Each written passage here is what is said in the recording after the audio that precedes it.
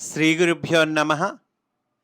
ఇష్టాగోష్ఠి సనాతన ధర్మమునకు సంబంధించిన కొన్ని ప్రశ్నలకు మాస్టర్ ఈకే గారు మనకు సులభముగా అర్థమయ్యే రీతిలో శాస్త్రీయమైన సమాధానాలను ప్రసాదించారు.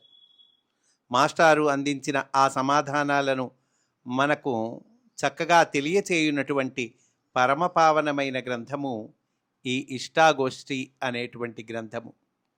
అటువంటి గ్రంథమును మనము అధ్యయనం చేస్తూ ఉన్నాము.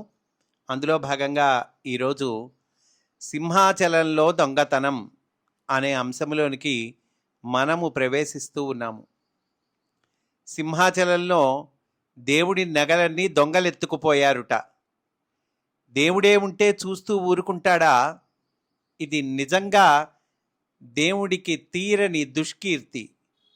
నిజంగా దేవుడే ఉంటే ఆ నగలు మూట కట్టుకునేసరికి ఆ దొంగలు ఎలక్ట్రిక్ షాక్ కొట్టినట్లు పడి చచ్చిపోవద్దు, ఏమంటారు అని ఒకరు మాస్టారుని అడిగారండి.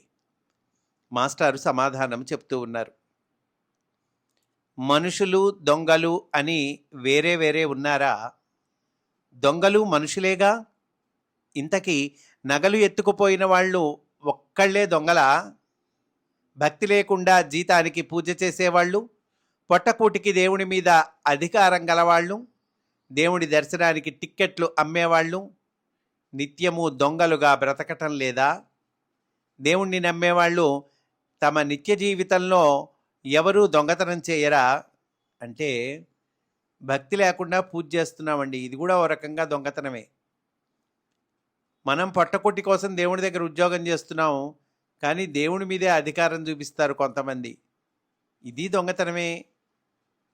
దేవుడి దర్శనానికి టిక్కెట్లు అది బ్లాకులో రకరకాలుగా అమ్ముకునే వాళ్ళు ఉన్నారు, ఇది కూడా దొంగతనమే కదా అంటున్నారండి మాస్టారు.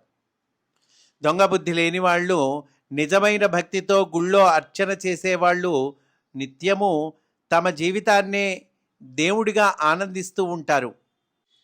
ఆ స్థితికి రావటానికి అనేక విధాలా ప్రయత్నించే వాళ్లే దొంగలు. అంటే ఈ దొంగ బుద్ధి లేకపోవటము ఇవన్నీ ఉన్నాయి కదండి. అంటే భక్తితో గుళ్ళో చక్కగా అర్చన చేయటము, ఈ స్థితికి రావటానికి అనేక విధాల ప్రయత్నిస్తారే వాళ్ళే దొంగలటండి. అదేంటండి చూద్దాం. మాస్టర్ ఇక్కడ వివరిస్తున్నారు. జీవులందరూ మొదట దొంగలుగా ప్రవర్తించి తరువాత సజ్జనులైన వారే. అందరికీ సాధనా మార్గాలు చూపే అంతర్యామి నిజమైన దేవుడు. అతడు దొంగలలోనూ మహాత్ములలోనూ కూడా ఆత్మస్వరూపుడై ఉంటాడు. దొంగలలో ఆత్మస్వరూపుడుగా ఉన్నది ఎవరండి? దొంగలలో ఆత్మస్వరూపుడుగా ఉన్నది కూడా భగవంతుడే. అదండి. వారి వారి జన్మ సంస్కారాన్ని బట్టి అందరూ వాళ్ళ వాళ్ళ పద్ధతిలో దేవుణ్ణి ఆరాధిస్తూ ఉంటారు. దొంగతనం దేవుడి గుళ్ళో చేయటం కూడా ఒక విధమైన ఆరాధనయే. దేవుడి గుళ్ళో దొంగతనం చేయటం కూడా ఆరాధన ఏటండి. ఏంటండి ఈ విచిత్రం? చూద్దామండి. అలాంటి దొంగతనం చేయగలగటానికి దేవుడి నగల రూపంలో ఉన్న దేవుడిపై ఎంత భక్తి ఉండాలి, ఎంత శ్రద్ధ ఉండాలి, ఎన్నాళ్ళు శ్రమపడాలి, ఎన్ని పరిస్థితులు అర్థం చేసుకోవాలి, దేవుడి గుళ్ళో ఎంతకాలం సేవ చేయాలి, సేవ చేసేవారితో ఎంతకాలం స్నేహం చేయాలి, ఇదంతా దీక్ష కాదా? అంటే ముందు ప్లాన్ వేసుకోవాలి కదండి. దేవుడి గుళ్ళో దొంగతనం చేయాలన్నా ఆ దేవుడి గుళ్ళోకి రావాలి, ఆ పూజారి గారితో వాళ్ళందరితో ఫ్రెండ్షిప్ చేసుకుని ఇవన్నీ ఏవో ఉంటాయి కదండి. ఇదంతా దీక్ష కాదా అంటున్నారు. దేవుణ్ణి గూర్చి ఏ విధమైన శ్రద్ధ వహించినా దేవుణ్ణి స్మరించక తప్పదు. దేవుడి గుళ్ళో దొంగతనం చేయాలన్నా దేవుణ్ణి స్మరించాలి కదండి ముందు అసలు. ఇంతకీ ఈ నగలు ఏనాడు దేవుడు కోరినవి కావు. దేవుడేమన్నా నాకు నగలేమో వెయ్యండి, అలంకరించండి అని అడిగాడండి? లేదుగా. మానవుడు ముచ్చటపడి దేవుడికి తగిలించినవి. ఏ దేవుడు నగలు కావాలని కోరడు. కోరితే వాడు దొంగ అవుతాడు. ఇక దేవుడికి దొంగకి తేడా ఏమిటి? మానవుడు టెంకాయ కొట్టి దేవుడికి చూపించి తెచ్చుకొని తింటాడు, దేవుడికి సమర్పించాను అంటాడు. ఒక చెప్ప ఒకడు, ఇంకొక చెప్ప ఇంకొకడు పంచుకొని తిని ఇద్దరూ దేవుడికి సమర్పణ చేశాము అనుకుంటారు. అలాగే నగల సంగతి కూడా. ఇంతకీ కుస్తీ పోటీలలో, క్రీడా రంగాలలో పాల్గొన్న వారికి బహుకరించే రోలింగ్ కప్ ఎలాంటిదో బంగారం కూడా అలాంటిదే. రోలింగ్ కప్ అంటే ఏంటి? ఈ సంవత్సరం ఎవరు గెలిచారో వాళ్ళ దగ్గర ఉంటుంది కప్పు. వచ్చే సంవత్సరం వేరే వాడు గెలిస్తే ఇదే కప్పు మళ్ళీ వాడికి వెళ్ళిపోతుంది. ఆ వచ్చే సంవత్సరం గెలిచిన వాడికి వెళ్ళిపోతుందండి. దీన్ని రోలింగ్ కప్ అంటారు. ఈ క్రీడా రంగంలో పాల్గొన్న వాళ్ళకి ఈ రోలింగ్ కప్పు బహుకరిస్తారు కొన్ని చోట్ల. అది ఎలాంటిదో ఈ బంగారం కూడా అలాంటిదేటండి. ఒక మాట ఒకడికి, ఇంకొక మాడు ఇంకొకడికి ఇస్తూ ఉంటాడు దేవుడు. గెలుచుకున్న వాడికి గెలుచుకున్నంత మహాదేవా. ఎంత గట్టిగా కుస్తీ పట్టేవాడైనా బహుకరించిన కప్పు తినడు కదా.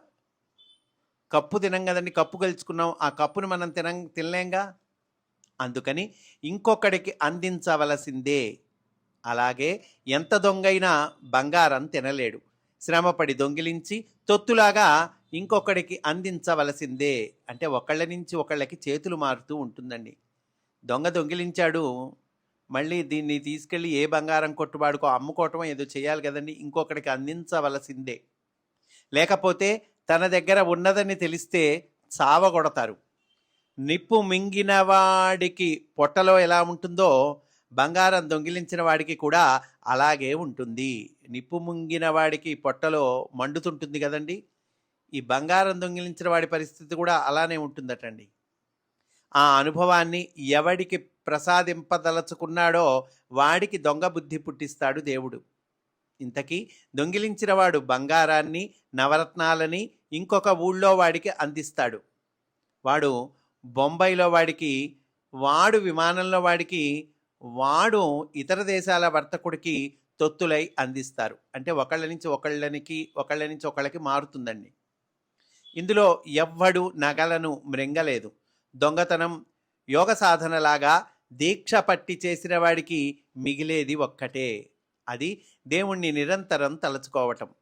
రాత్రిపూట దేవుడి కొండ ఎక్కటం, దేవుడి తలుపులు తాళాలు భద్రంగా తీయటం, దేవుడి నగలు పూజ్యభావంతో తీసుకొనటం, ఇంకొకటి రూపంలో ఉన్న దేవుని విగ్రహానికి అందించటం. ఇదండి వాడికి, ఆ దొంగతనం చేసిన వాడికి మిగిలింది ఇది. మరొక విశేషం కూడా ఉన్నది. దేవుడి సొమ్ము కొట్టేద్దామనే భక్తితో అధికారం చెలాయించ ప్రయత్నించిన వాడు అది సాగకపోతే దొంగల ముఠాలో చేరతాడు. ఏదో ఒక విధంగా దేవుణ్ణి స్మరించటమే దేవుని సంకల్పం. కాకపోతే స్మరించే భక్తుల్ని కాపాడటానికి దేవుడికి అనేక మార్గాలున్నాయి. ఉదాహరణకి చాలా పెద్దవాడు ఒకడు ఆ దొంగతనంలో భాగస్వామిగా ఉన్నాడనుకోండి, దానితో మిగిలిన దొంగలంతా పట్టుబడకుండా రక్షింపబడతారు. దేవుడి మార్గాలు చిత్రాలు. ఒక్కొక్కడు ప్రజలకి దేవాలయాల మీద ఉన్న నమ్మకాన్ని చెదరగొట్టడానికి ఇలాంటి దోపిడీలు నిర్వహించాడు అనుకోండి. అలాంటప్పుడు వాడి ప్రణాళికలో సింహాచలం ఒక్కటే ఉండదు. తిరుపతి వెంకటేశ్వర స్వామిని, బెజవాడ కనకదుర్గను, అన్నవరం సత్యనారాయణ స్వామిని సమానంగా ఏకకాలికంగా తీవ్రమైన దీక్షతో అహోరాత్రులు స్మరిస్తూనే ఉంటాడు అతడు. ఒక్కొక్క దోపిడీతో ప్రజలంతా, అన్ని వర్గాల వారు అయ్యో దేవుడు అని ఒక్క పెట్టున స్మరించి అట్టుడికిపోతారు. ఇంతకన్నా దేవుడు సంతోషించే విషయం మరొకటి లేదు.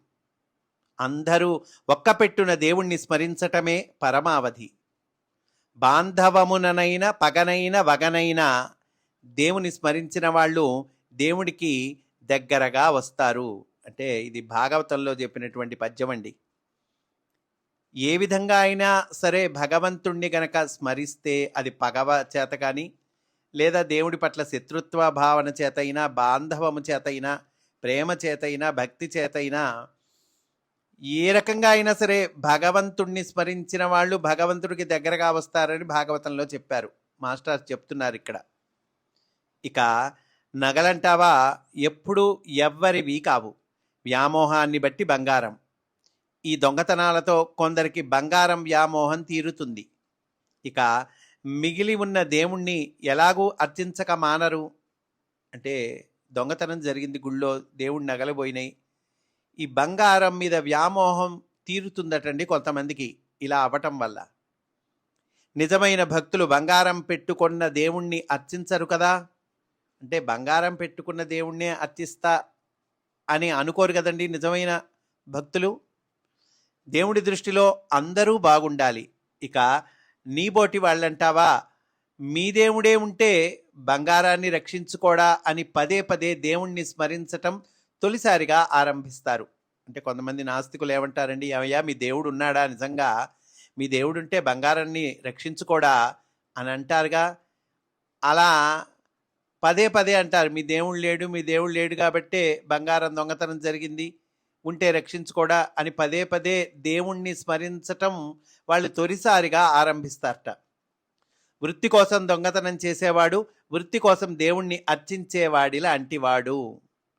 మహాకార్యాలు ఎప్పుడు వాళ్ళు సాధించలేరు. వాళ్ళని మించిన పెద్దలైన కారణజన్ముల మద్దతు లేనిదే ఇలాంటి మహాకార్యాలు ఎన్నడూ సంకల్పింపబడవు. వాడి స్థితిలో ఈ మిగిలిన క్షుద్రులైన దొంగలు పాపులలాగా జగన్నాటకం అనే క్రీడారంగంలో నడుచుకుంటూ ఉంటారు. ఈ దొంగలు ఎందులో పాత్రధారులయ్యారండి? జగన్నాటకము అనేటువంటి క్రీడారంగంలో వీళ్ళు నడుచుకుంటూ ఉన్నారట. ఆ పెద్దవాడిలో దైవాంశ ప్రవేశించి దుష్ట శిక్షణ కోసం ఇలాంటి బృహత్ ప్రణాళికను సంకల్పించి నిర్వహింపచేసి మళ్ళా వాడిలో నుంచి చల్లగా తప్పుకుంటుంది. ఏంటి చల్లగా తప్పుకునేది? దైవాంశ అంటున్నారు. ఈ దైవాంశ వాళ్ళు ప్రవేశిస్తుందట, దుష్ట శిక్షణ కోసం ఇలాంటి బృహత్ ప్రణాళికను సంకల్పిస్తుందట, నిర్వహింపు చేస్తుందట, మళ్ళా వాడిలో నుంచి చల్లగా తప్పుకుంటుందట. ఇక మిగిలేది వాడి వీపు పగులుతుంది కదండి దొంగతనం చేసిన వాడికి. దుష్ట శిక్షణకు ఆ వీపు కూడా రంగస్థలం అవుతుంది. దైవ లీలలు తెలియటం అంత సులభం కాదు. ఏది జరిగినా దేవుడి పెళ్లికే. ఆ జగత్ కళ్యాణానికి అందరూ పెద్దలే అంటూ చక్కగా మాస్టారు తెలియచేశారు. స్వస్తి వాసుదేవా.